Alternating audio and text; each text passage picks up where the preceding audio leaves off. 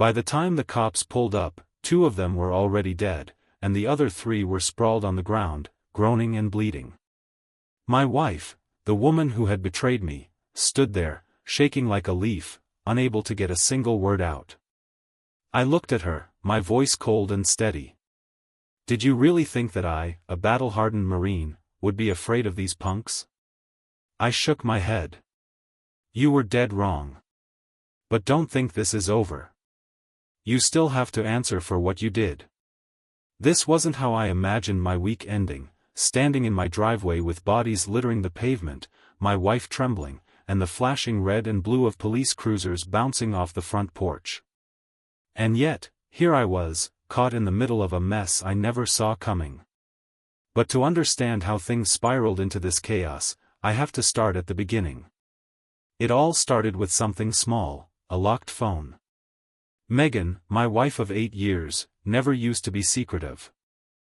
We shared passwords, used each other's phones without a second thought. It was normal, easy. But lately, that had changed. She kept her phone glued to her hand, and when it wasn't in use, she'd leave it face down on the counter like she was hiding something. One night, as I grabbed a beer from the fridge, I joked, "Got something to hide?" She smiled, too sweet, too polished. "Oh, come on, James. Don't be one of those husbands." That was the first red flag.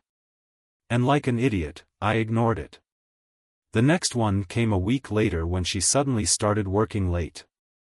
Deadlines, she'd sigh, pressing a quick kiss to my cheek before rushing out the door, her heels clicking on the hardwood floor like a metronome counting down to disaster. But it wasn't just the late nights. She was different. Colder. She barely laughed at my jokes anymore, pulled away when I touched her. She wasn't just drifting, she was running. I just didn't know from what. Then, one night, her excuses unraveled. I wanted to surprise her, bring dinner to her office, a simple gesture to remind her of us, of what we had.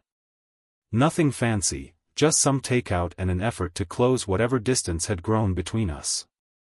When I pulled into the lot, her car was there. But the building? Dark. Something felt off. I pulled out my phone and called her. "I'm still at work," she answered, her voice smooth as ever. "It's been a long day. I'll be home in a few hours." My stomach twisted. I stared at the dark office windows, my grip tightening on the steering wheel. "Oh, okay," I said, keeping my tone light. "Want me to bring you something to eat?" "No need, babe," she replied. "I'll grab something on the way home." I hung up, my fingers tightening around the takeout bag. I sat there for a moment, staring at the dark building, my gut screaming at me. Where the hell was she?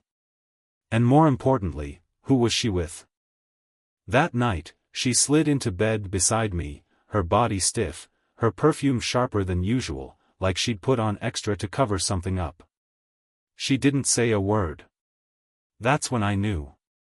Something was definitely wrong.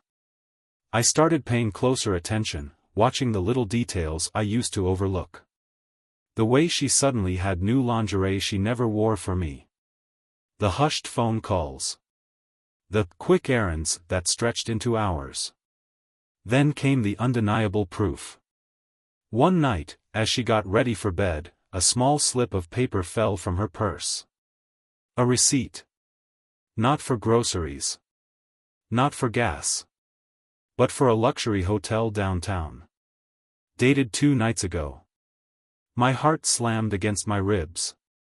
I picked it up, my hand tight around the paper, and turned to face her. "What's this?" I asked, my voice low, steady. Controlled. Megan froze, half her makeup wiped away, a cotton pad still in her hand. For a split second, panic flickered in her eyes, but she was quick, too quick, to mask it with a laugh. "Oh, that," she said, brushing her hair back, forcing an easy smile. "It was for work. A client lunch." I stepped closer, holding the receipt between us. At the Grand Monarch Hotel? My voice was sharp now. Funny. Didn't know they served lunch in hotel suites. Megan's eyes narrowed as she snatched the receipt from my grip, her expression shifting from surprise to anger in a heartbeat. "Are you spying on me, James?" she snapped. "For God's sake, you're being paranoid." Before I could get another word in, she turned on her heel and stormed out, the door slamming behind her so hard the walls seemed to shake. That was the moment I realized just how much she had underestimated me. She thought I'd let it go. She thought I'd accept her flimsy excuses and bury my suspicions. She was wrong. I started digging, and I played the long game, because a Marine never rushes into battle unprepared. This wasn't just about catching a cheating wife. This was war, and I wasn't about to lose. Over the next few weeks, I unraveled everything. I recovered old text messages from her laptop, retraced her suspicious disappearances, and eventually, I found a name, Eric Dawson. Some smooth-talking coworker of hers who thought he could waltz into my life and take what was mine. But he wasn't the only one. The deeper I dug, the worse it got. There were others, casual hookups, flirtations that had evolved into something far more serious. Megan wasn't just being unfaithful, she was living a double life. 3 nights ago, I confronted her. I won't bore you with the details of the shouting match that followed, but it ended the way I expected. Megan stormed out, threatening divorce, leaving me alone in a house that suddenly felt like a hollow shell of the life we had built together. That should have been the end of it. But Megan? She wasn't done yet. Tonight, she crossed a line she never should have. She showed up at my house with Eric and 4 of his goons, thinking they could intimidate me into silence, maybe even force my hand in signing divorce papers on her terms. She still didn't understand who she was dealing with, didn't realize who I was before she decided I was nothing more than her husband. The second they burst through my front door, I was ready. The next few minutes were a blur, fists flying, bodies crashing into furniture, years of instinct and training kicking in like muscle memory. By the time the chaos settled, 2 of them were dead, and 3 were on the ground, writhing in pain, bleeding out on my hardwood floor.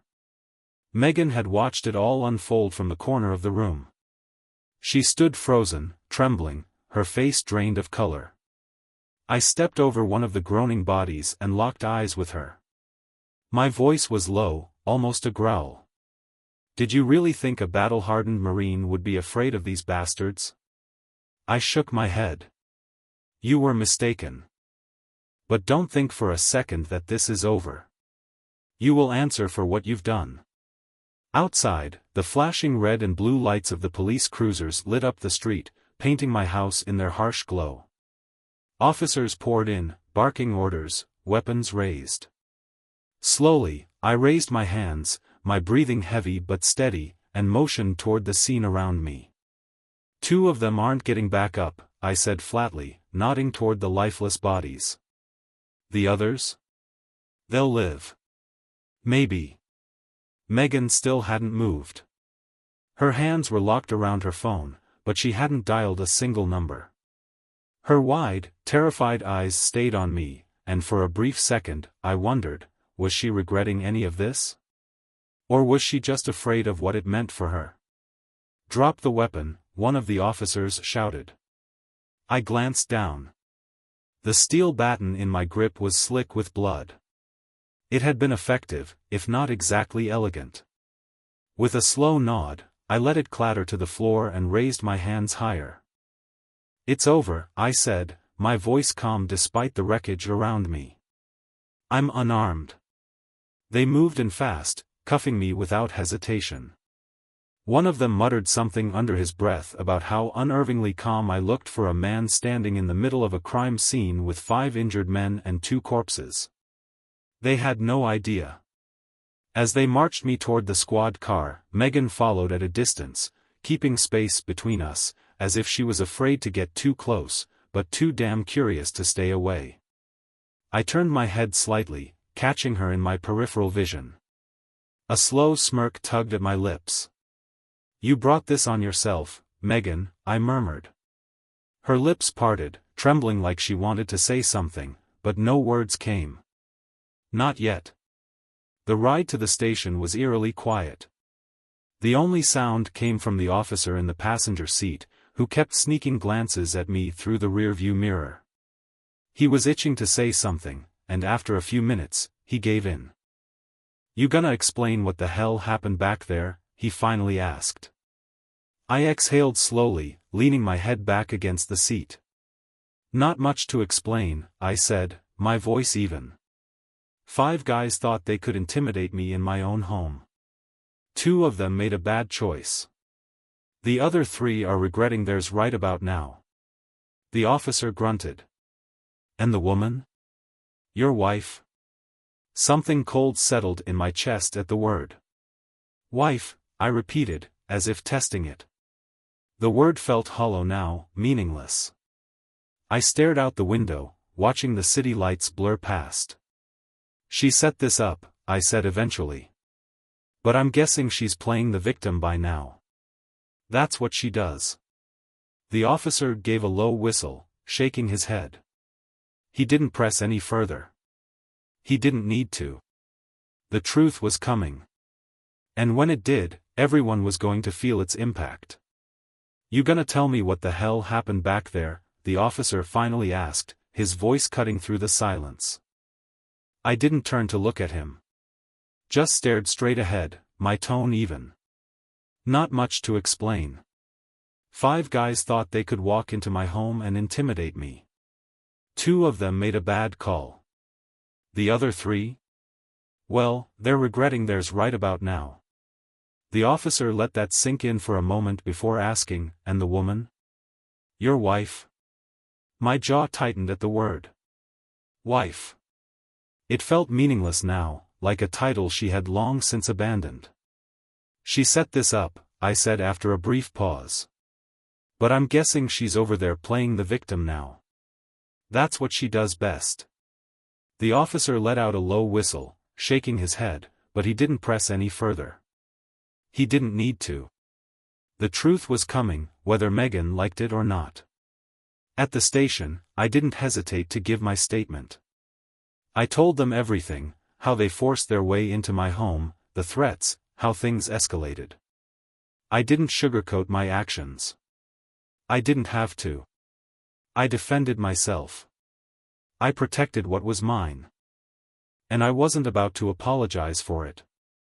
Megan was processed separately. Through the glass partition of the holding area, I could see her talking to an officer, her hands wringing, her voice rising and falling in that way she always did when she wanted someone to believe her. I couldn't hear her, but I didn't need to. I knew how she operated. The tears, the half-truths, the carefully curated act. An Oscar-worthy performance. I leaned back against the cold metal bench, exhaling slowly as the past few weeks crashed into me like a freight train. Megan wasn't always like this. When we first met, she was magnetic. Captivating. Her laugh could fill a room, her confidence was intoxicating. And for a long time, I was fool enough to believe that light was meant for me. But somewhere along the way, she started shining for someone else. The first time I caught her lying, it hurt. But I wanted to believe it was just a bad choice, a mistake. Something we could fix. I didn't realize then that it wasn't the first. And it sure as hell wouldn't be the last. She had built an empire of deceit. And I had been living in it, blind and oblivious. But tonight wasn't just about the lies. It was about her arrogance. She had the audacity to bring those men into my home, thinking she could scare me, force me to submit. She thought I would back down. That I would break. She thought wrong. Hours later, after the dust had settled and I had been processed and released, I stepped out into the cold night air. Megan was waiting for me. She stood by her car, arms crossed, her stance rigid. Her makeup was smeared, her hair was a mess, but that wasn't what caught my attention. It was her expression. Defiance. You've really lost it this time, James, she spat the moment I was close enough to hear her. I let out a short, humorless laugh. You brought thugs to my house, Megan. What exactly did you think was gonna happen? Her eyes flared with frustration. They were just supposed to scare you, she snapped. I didn't think you'd. I took a step closer, voice low. Didn't think I'd what? Fight back? Protect myself? You still don't get it, do you? I shook my head. I'm not some pushover you can manipulate anymore. Her nostrils flared as she jabbed a finger at my chest. You're out of control. Do you even understand what you've done? Her voice was rising, desperate now. You killed people, James. I met her glare with nothing but cold certainty. They made their choice, I said simply. Just like you made yours. Something shifted in her face. The anger was still there, burning hot, but beneath it, deep beneath it, was something else. Fear. For the first time since this all began, she finally realized she had pushed me too far. And now, there was no coming back from it. Her lips curled, her voice dropping to a venomous hiss. I'll make sure you pay for this. I tilted my head slightly, studying her. Then I let out a quiet chuckle, shaking my head. No, Megan, I murmured. You're the one who's going to pay. For every lie. For every betrayal. For every damn time you made me question my own worth. Her confidence cracked. Just for a second. And in that moment, I saw it, the weight of everything crashing down on her.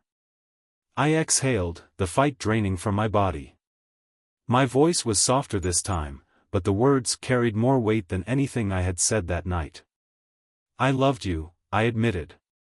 And I had. But that love was long gone. Now? All that was left was the truth. And it was time for her to face it. I turned and walked away, leaving her standing alone in the dim glow of the streetlights. The war wasn't over. But the first battle? That one was mine. She had underestimated me. And now, she was about to learn exactly what it meant to face the consequences of her actions. As I walked through the dimly lit parking lot, the glow of Megan's headlights flickered behind me. I didn't bother looking back. I knew her too well. She wasn't leaving yet. Not until she figured out how to spin this. Even now, she was searching for a way to salvage the mess she had created, to manipulate the situation in her favor. But this time, she was out of moves. I climbed into my truck and sat there for a long moment, gripping the wheel so tight my knuckles ached. My thoughts were a storm I couldn't quiet, the crash of the front door, the adrenaline pounding in my veins, the raw impact of fists against flesh. Bodies collapsing, groans of pain mixing with Megan's shallow, ragged breathing. She had crossed a line tonight. And now, she was standing on the wrong side of the wreckage. The drive home was quiet, too quiet. My hands ached, my knuckles raw and bruised, a lingering reminder of the fight. But the real damage wasn't physical. It was everything else. The lies, the betrayal, the way I had let this fester for far too long.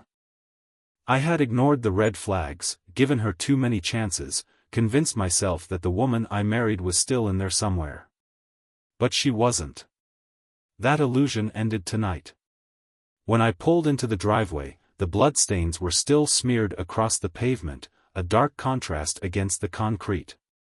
Yellow police tape flapped in the wind, cordoning off the scene like a crime documentary come to life.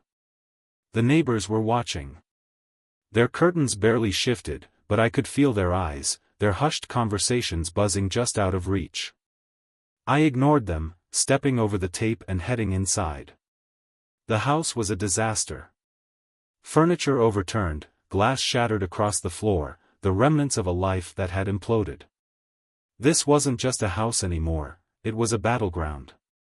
And the scars, both visible and unseen, would remain long after the dust settled. I didn't bother cleaning up. I walked straight to the kitchen and poured myself a stiff drink. The whiskey burned as it went down, grounding me, but it did nothing to dull the ache in my chest. The weight of it all, the betrayal, sat heavy in my bones. A knock at the door broke the silence. For a second, I considered ignoring it. But then I saw her shadow through the frosted glass. I exhaled sharply, setting the glass down before making my way to the door. Bracing myself. Megan stood on the other side, arms crossed, her face caught between anger and desperation. She looked smaller now, like a woman stripped of the confidence she once carried so effortlessly. "You're really not going to let me in?" she asked, her tone sharp, but there was something underneath it. Something fragile. I didn't say anything. Just stepped aside, letting her pass. Her heels clicked against the hardwood as she walked in, stopping in the middle of the wreckage that used to be our home. She took in the mess, the broken furniture, the bloodstains, the shattered glass, before slowly turning to face me. "You've made this worse than it had to be," she said, accusation laced in every word. I let out a laugh, short and bitter. "Worse than it had to be?" I shook my head, staring at her in disbelief. "You brought a gang of thugs to my house, Megan. What exactly did you think was gonna happen?" She looked away, her jaw tightening. "You're acting like I wanted this." I stepped forward, my voice low, controlled. "Dangerous. You didn't want this?" I scoffed. "Then tell me, what exactly was the plan? To scare me into signing whatever divorce papers you had cooked up? To humiliate me one last time before you ran off with one of your little boy toys?" Her face flushed. For the first time, she didn't have a quick comeback. Instead, she changed tactics. Her voice softened, her gaze darting to the floor. "I didn't know they'd take it that far," she murmured. "I didn't want anyone to get hurt." I clenched my jaw, letting the silence stretch between us before speaking. "Stop lying, Megan." Her head snapped up, and for the briefest moment, the mask slipped. The facade of innocence, the carefully crafted performance she had played for so long, it cracked. And underneath? The real Megan. Cold. Calculated. Manipulative. "You don't get to play the victim here," I said, stepping closer, my voice steady. "You cheated. You lied. And then you turned our marriage into a joke. And when I refused to roll over and let you walk all over me, you tried to intimidate me into submission." Megan opened her mouth, probably gearing up for another excuse, another lie, but I wasn't interested. "Save it," I cut in, my voice firm. "I'm done listening to your bullshit." Her eyes darkened, the anger flaring back to life. "You think you're so righteous, don't you?" she spat. "Like you're some kind of hero for beating up a few guys?" She scoffed, shaking her head. "Let me tell you something, James, this marriage was over long before tonight. You just didn't want to see it." Her words landed like a punch to the gut. But I didn't flinch. I let them settle for a moment, then gave a slow nod. "You're right," I admitted, my voice calm. "It was dead. Because you killed it." I took a step closer, my eyes locked onto hers. Piece by piece. Lie by lie. I exhaled sharply, shaking my head. "And I let you. I let you because I thought I owed you that. Because I thought love meant forgiveness, even when it hurt." For a brief second, something flickered across her face, something close to regret. But it was gone as quickly as it had appeared. She straightened, schooling her expression back into cold detachment. "You'll never be able to prove what I did," she said, her voice icy. "All you've got is your word. And after tonight?" She tilted her head slightly, her lips curling into something close to amusement. "Good luck convincing anyone you're not just some violent, unhinged ex-husband." The audacity of it. Of her. A fresh wave of anger surged through me, but I shoved it down. Control. That was the key here. Don't worry, I said, my voice dangerously calm. The truth has a way of coming out, whether you like it or not. I let the words sink in. And when it does, you'll finally have to face the consequences of everything you've done. She stood there, eyes locked onto mine, jaw clenched. Then, without another word, she grabbed her purse and stormed toward the door. Just before she stepped out, she shot one last venomous glare over her shoulder. "You're a fool, James," she hissed. I let out a slow breath. "No," I said quietly. "I was." My gaze was steady. But not anymore. And then she was gone. The door slammed behind her, the sound echoing through the hollow, wrecked remains of our home. I stood there for a long moment, letting the silence press down on me. The legal battles, the divorce, the fallout from everything that had happened tonight, it was all waiting just beyond the horizon, a storm ready to break. But for the first time in years, I felt ready to face it. Still, something felt off. The night had been a whirlwind of chaos, but this silence? It wasn't closure. A nagging unease settled deep in my gut as I walked into the kitchen. The whiskey bottle sat on the counter, tempting, but I ignored it. I didn't need to drown in the fog, I needed clarity. Instead, I grabbed my phone and started scrolling through my messages. Nothing. No missed calls. Then, one notification stood out.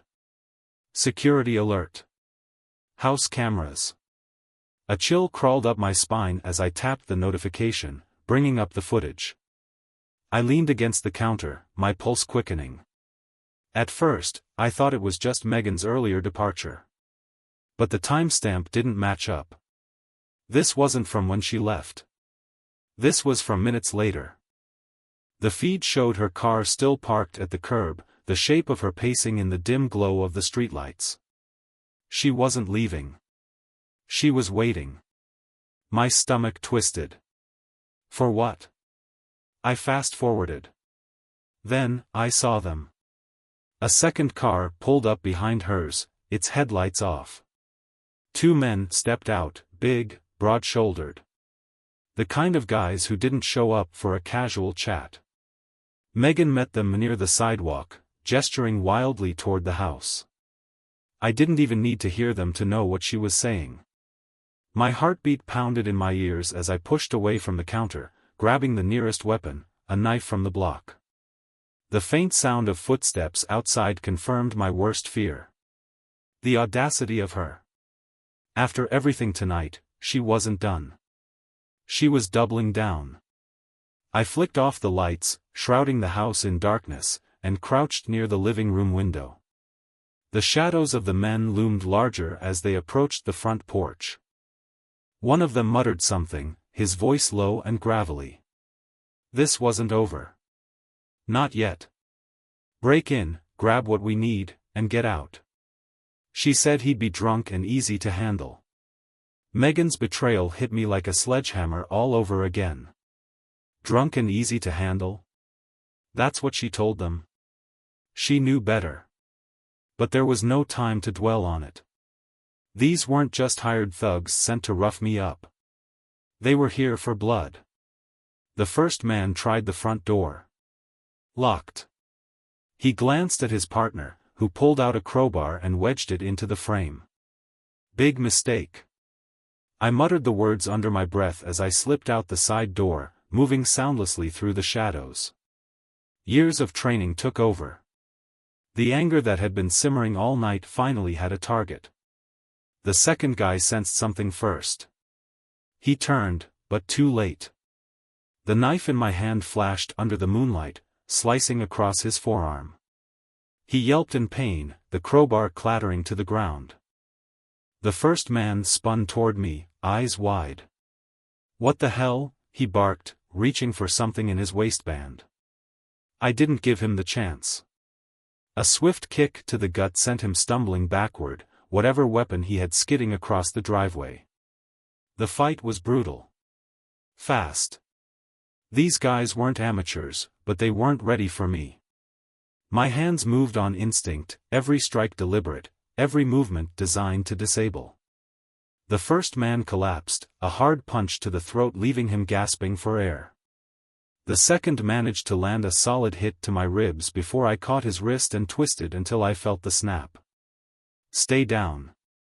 My voice was low. Dangerous. They didn't need to be told twice. Both men groaned on the ground, defeated. Blood pooled beneath one of them, but I didn't bother checking how bad it was. Then, I looked up.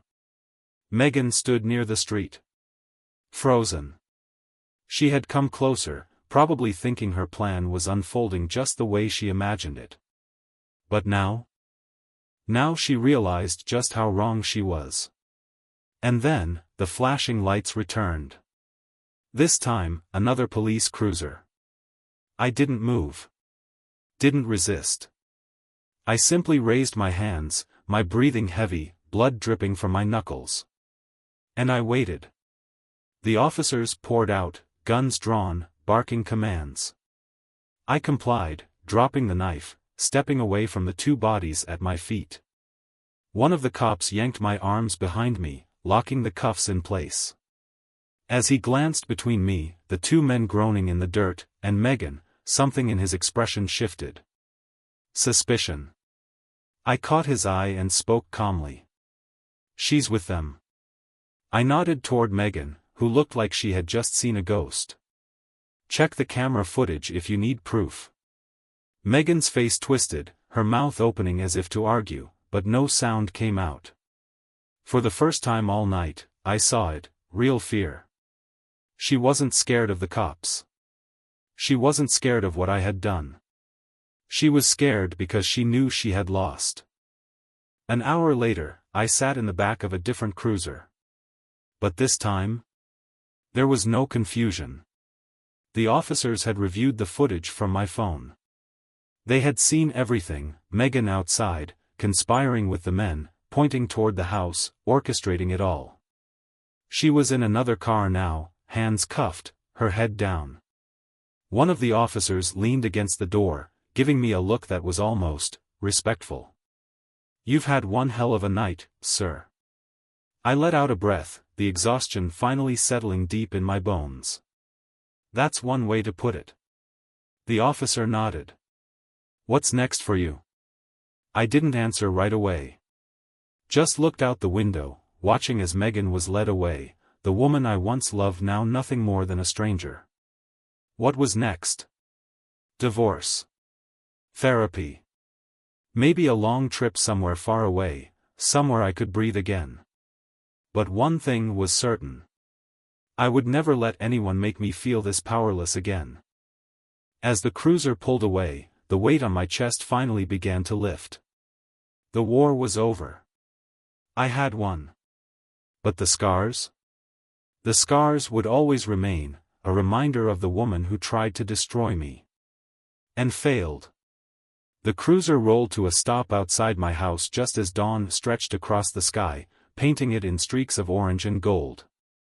An officer stepped out with me, walking me up to the front door where yellow police tape still fluttered in the early morning breeze. You've got a solid case, he said, handing back my phone. Megan's involvement? It's undeniable. And those two guys? They're both known offenders. You did us a favor taking them off the streets. I nodded, barely processing his words.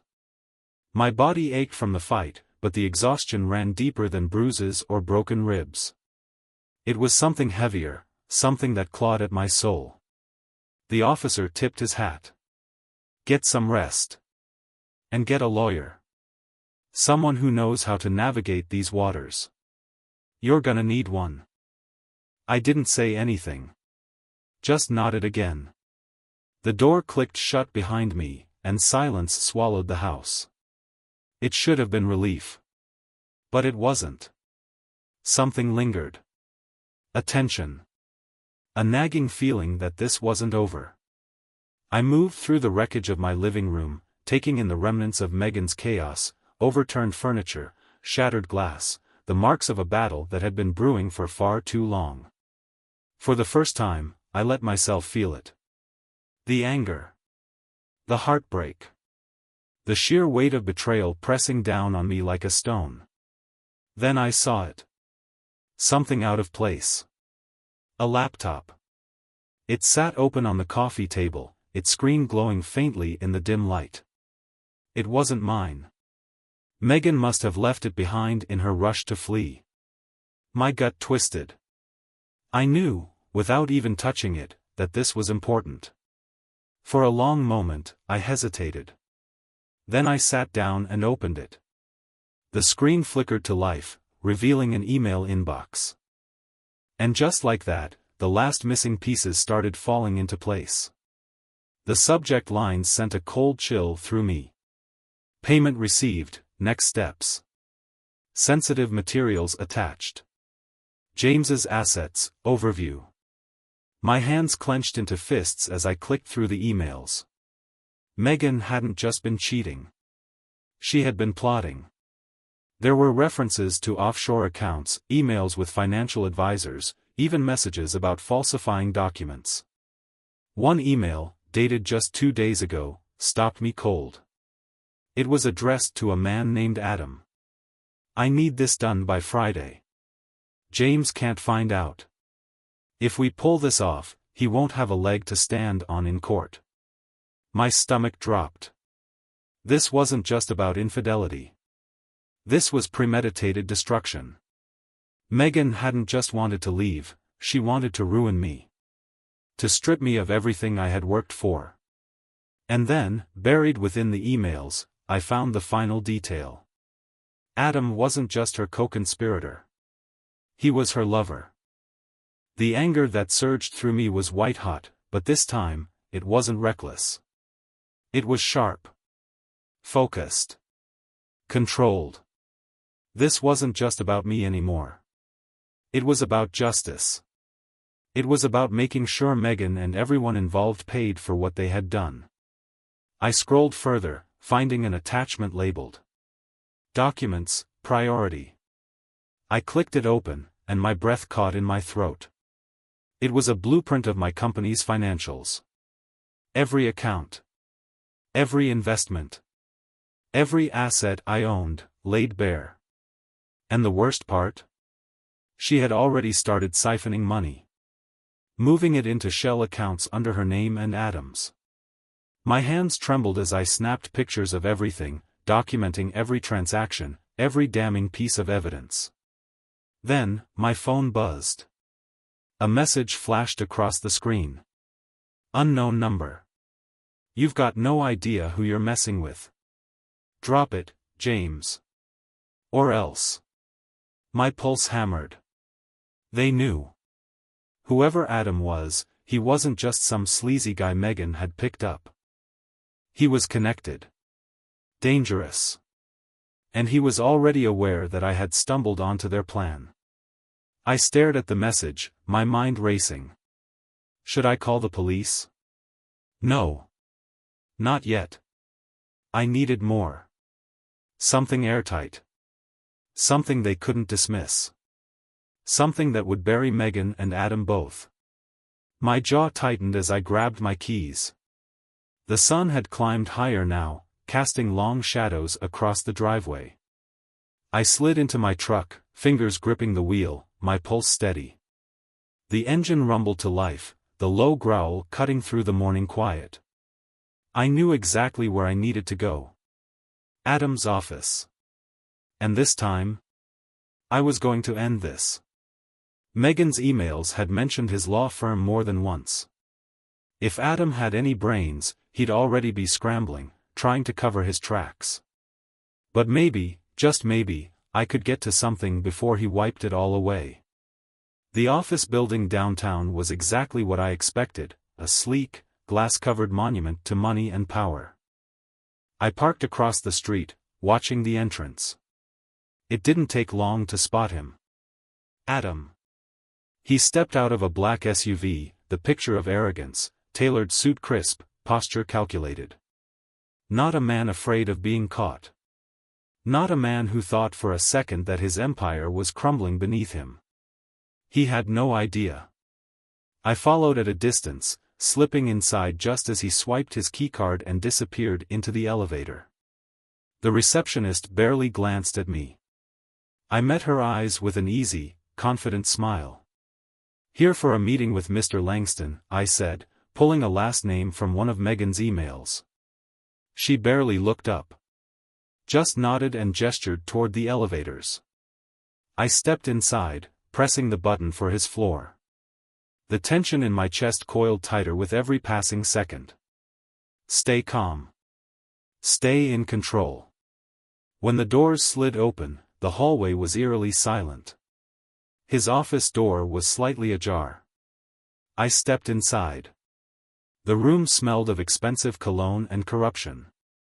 His desk was cluttered with papers, evidence of his world, his empire. But one thing caught my attention immediately. A sleek black laptop. Identical to the one Megan had left behind. I didn't hesitate. Slipping a USB drive from my pocket, I plugged it in, fingers moving quickly over the keys, copying as many files as I could. The screen flashed with folders, file transfers, the truth downloading itself into my hands. Then, behind me, footsteps. I froze. Looking for something? Adam's voice was cold. Sharp. Laced with menace. I turned slowly, heart pounding. He stood in the doorway, arms crossed, a smug grin creeping across his face. "You should have stayed out of this, James," he said, stepping into the room like he owned it. "You think you've won? That Megan's betrayal is the end of the story?" The smirk on his face widened. "It's just the beginning." Before I could respond, the lights flickered. A loud crash echoed from the hallway. The door slammed shut behind him. My blood ran cold. The sharp echo of the door hitting the frame yanked me back into the present.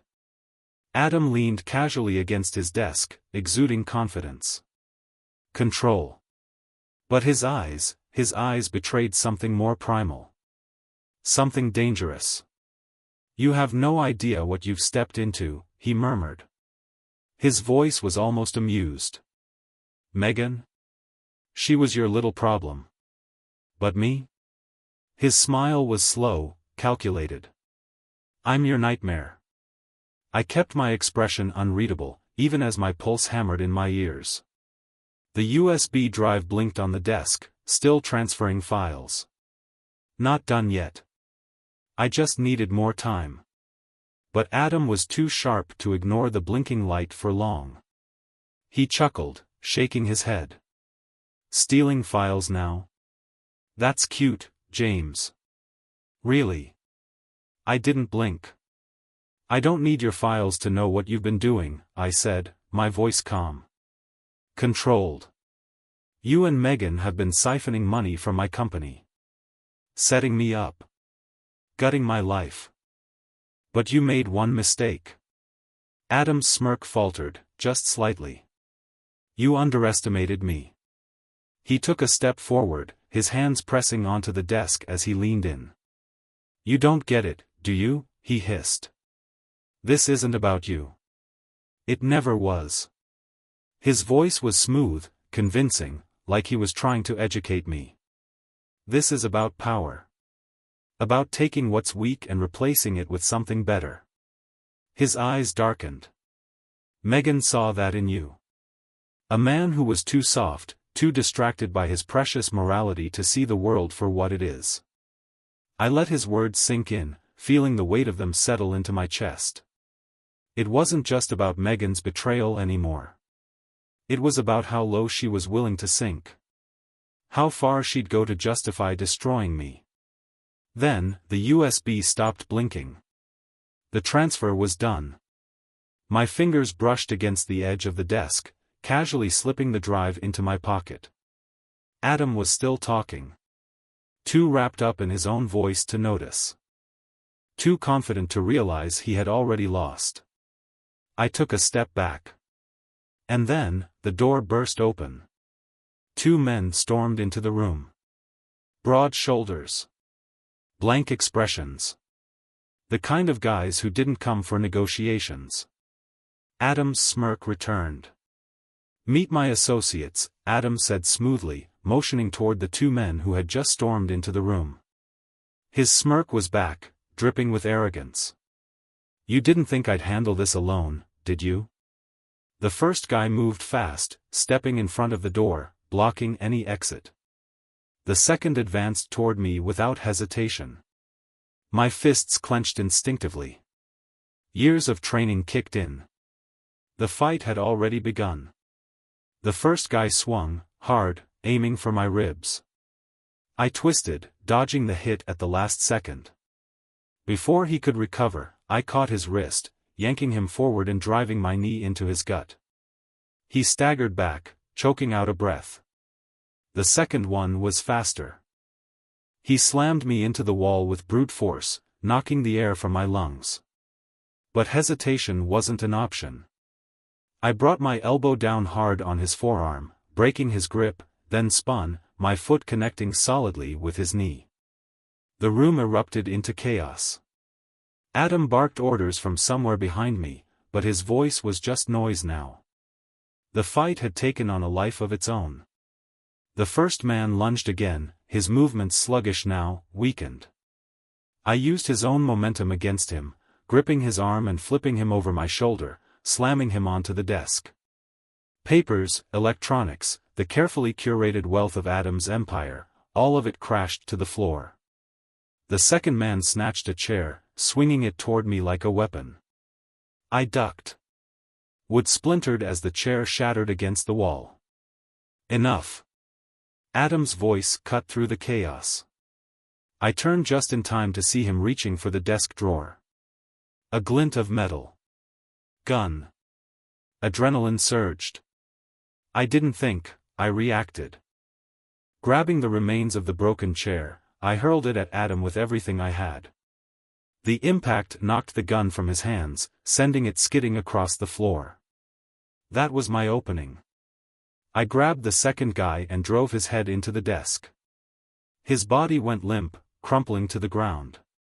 The first man was already down, unconscious, sprawled across what was left of the chair. And then there was Adam. For the first time, the confidence on his face cracked.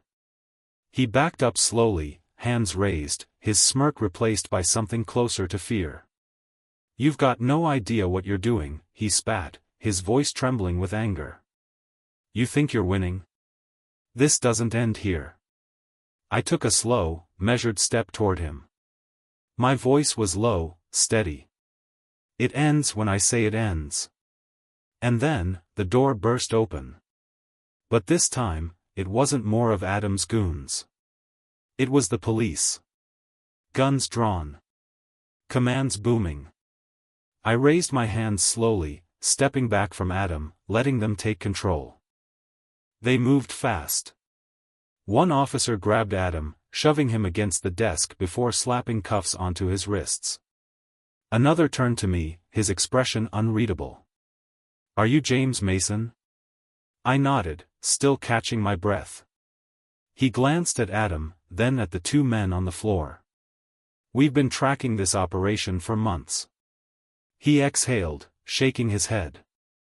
"Looks like you just handed us everything we needed." I didn't say anything.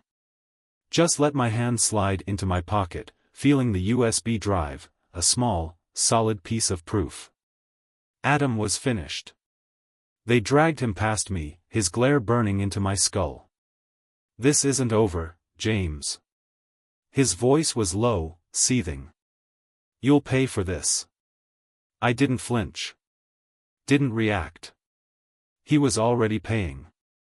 Back in my truck, I let out a long breath, my hands still shaking as I gripped the wheel. The weight of the night pressed down on me. But for the first time, I felt something close to hope. Megan and Adam had thought they had me cornered. They thought I was weak.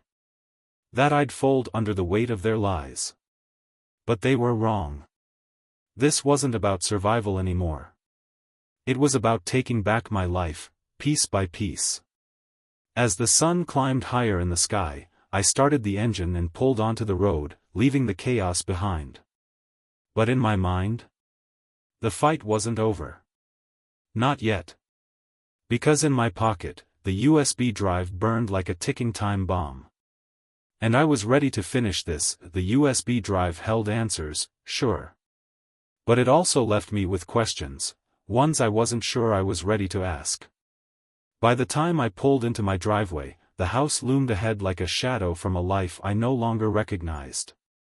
The damage from the night before was still there, shattered glass, overturned furniture, and the echoes of betrayal woven into every corner. I stepped inside cautiously, half expecting another ambush. But the house was silent. Too silent. Dropping the USB onto the kitchen counter, I just stared at it. What if it wasn't enough? What if Adam had been bluffing? What if all I had were breadcrumbs leading to a dead end? I exhaled sharply, then plugged it into my laptop, fingers hovering over the trackpad as the files loaded. The folder labeled Priority opened, revealing dozens of documents, spreadsheets, emails, even scanned contracts. My eyes skimmed the first few files, and my stomach twisted as the full weight of their betrayal unfolded in front of me. Megan had been planning this for years. Her name was everywhere, on account transfers, on false invoices, on documents authorizing illegal withdrawals. But as I dug deeper, something else stopped me cold. It wasn't just Megan and Adam. There was a third name. Logan Pierce. The sight of it felt like a punch to the gut. Logan. My oldest friend. The man I had trusted without question. We'd grown up together, gone to the same schools, even served in the Marines side by side. He had been there when I started my company, standing at my side, offering his advice, his support. And now, his signature was on a contract. Right alongside Megan's. Approving the transfer of my assets into offshore accounts. My breath felt tight in my chest. Megan's betrayal had been a knife in the back. Logan's? A bullet straight to the heart. The buzzing of my phone pulled me out of my thoughts. I glanced at the screen. A text message.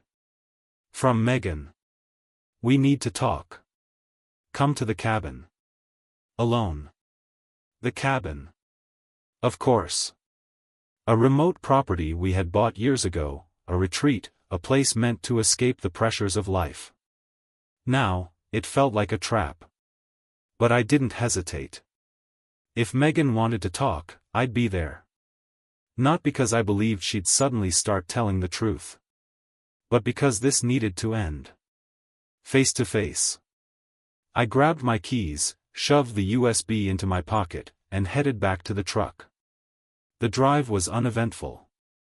The winding roads cut through miles of dense forest, the trees stretching high like sentries watching from the dark. By the time I arrived, the sun had begun its descent, casting long shadows across the property. Megan's car was already there. But there was no sign of her. I approached cautiously, every nerve on edge. The door was unlocked. Inside, I found Megan sitting at the dining table, a glass of wine in her hand. She looked up, her expression unreadable. You came. I didn't sit down. Cut the crap, Megan. Why am I here? She sighed, setting the glass down, leaning back in her chair like this was nothing more than an inconvenient conversation. I know you've been digging, she said. You probably think you know everything by now. But there's more to this than you realize. I crossed my arms, eyes locked onto her. Let me guess, you're about to try and justify all of this. My voice was sharp. Cold. You and Adam stealing from me? And Logan too? What's the angle, Megan? Enlighten me. She smirked, bitter, tired, but still smug. Logan, she murmured, swirling the wine in her glass. Of course you found out about him. You always were too damn curious for your own good. My patience was razor thin. I stepped closer. Start talking. Her expression shifted slightly. For the first time, her voice dropped into something closer to a whisper. Logan came to me first. I felt my jaw tighten, but I didn't interrupt. He told me you were hiding money, she continued, eyes flicking up to mine. That you were using the company as a front. I didn't believe him at first. But then he showed me proof, documents, statements, everything pointing to you siphoning funds into your own private accounts. I clenched my fists. Lies. All of it. But the way she spoke, the way her voice softened, she believed it. Or at least, she wanted me to think she did.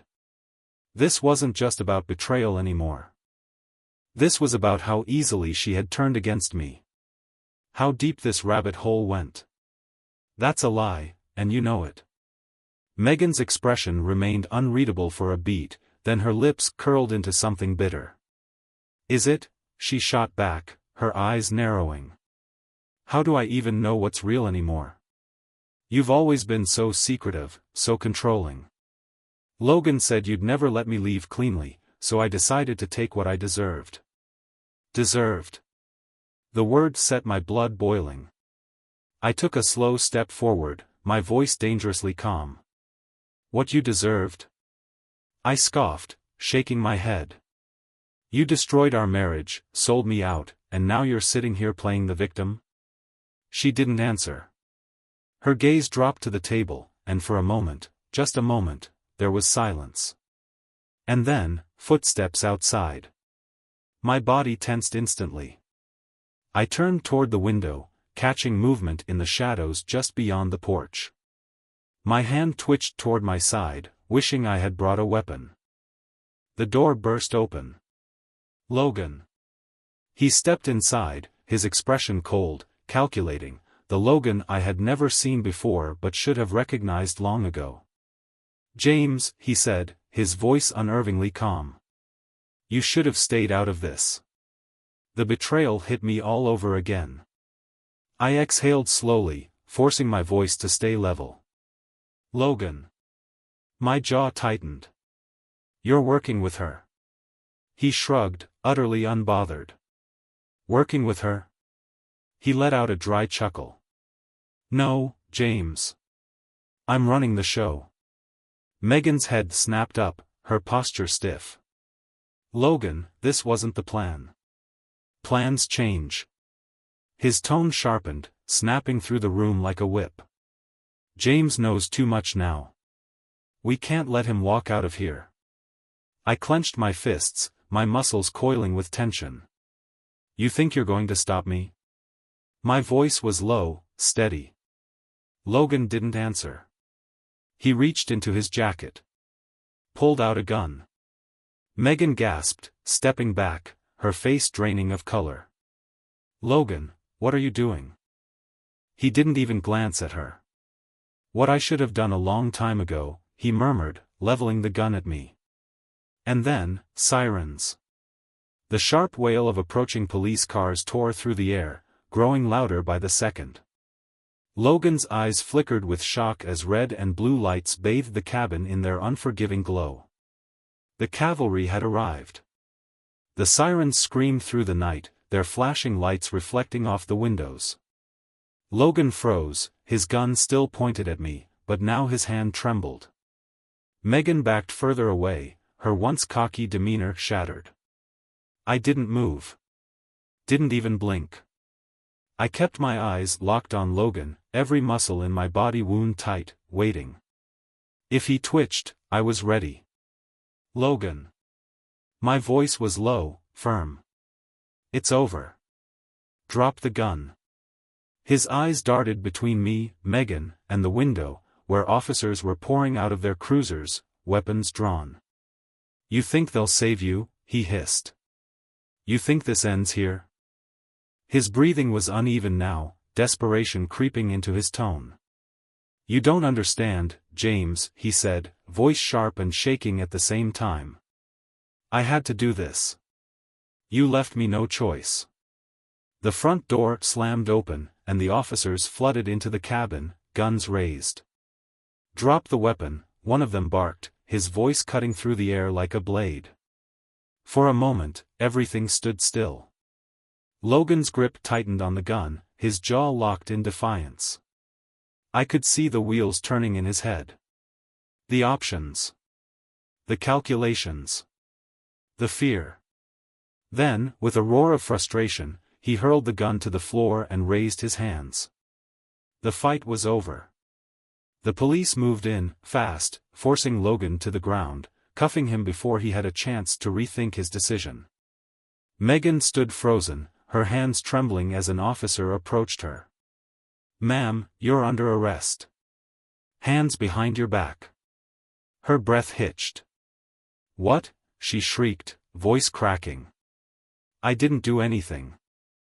I exhaled slowly, the weight of it all pressing down on me. For the first time all night, I spoke to her with complete finality. "You've done plenty." My voice was ice. "And now, you're going to answer for all of it." The officers hauled them both outside. I watched from the doorway, an overwhelming wave of emotions crashing into me, relief, anger, sadness, and something else. A hollow kind of closure. The lead officer approached me, his face unreadable. "Mr. Mason, we've been monitoring Logan Pierce and Megan Mason for some time." I met his gaze, still trying to process everything. "Your actions today helped us gather the final pieces of evidence we needed." I nodded, my fingers tightening around the object in my pocket. "It wasn't just them," I murmured. And as I pulled the USB drive from my pocket, I realized something. The war wasn't over. Not yet. "Adam Carter was involved too," I said, handing over the USB drive. "Everything you need is on here." The officer took it, his eyes flicking over me with something that almost resembled respect. "We'll follow up on this." He gave me a small nod. "For now, I recommend you get some rest. You've been through a lot." I barely responded. Just watched as the police cars pulled away, Logan and Megan separated, caged in the back seats of different vehicles. And then, for the first time that night, I was truly alone. The silence was deafening. I turned toward the shattered window, staring into the dark woods beyond the cabin. This place had once been a sanctuary, a retreat, a piece of peace in my life. Now, it felt like a graveyard for memories. The next few weeks passed in a blur. Legal proceedings. Depositions. Endless questions.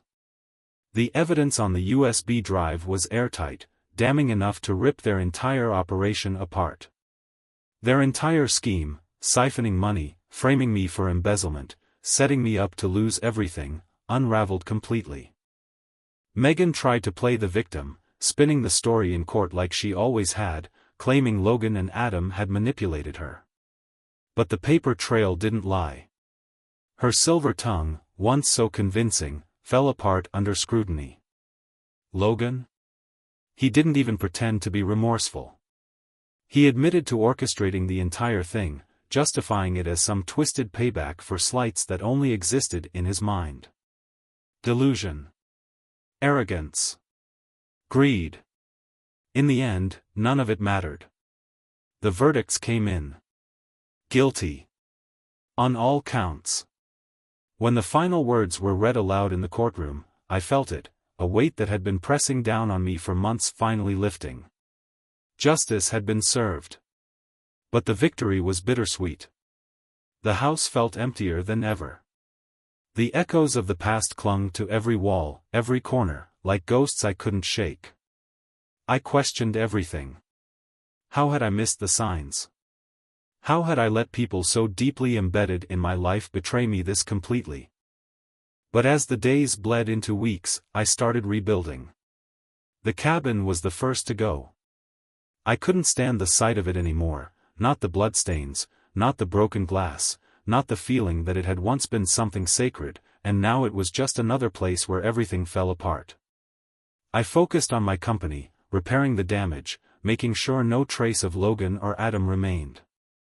My employees rallied behind me, a testament to the years I'd spent building something real, something honest. I sought therapy, untangling the knots of anger and grief that Megan and Logan had left behind. It wasn't easy. But it was necessary.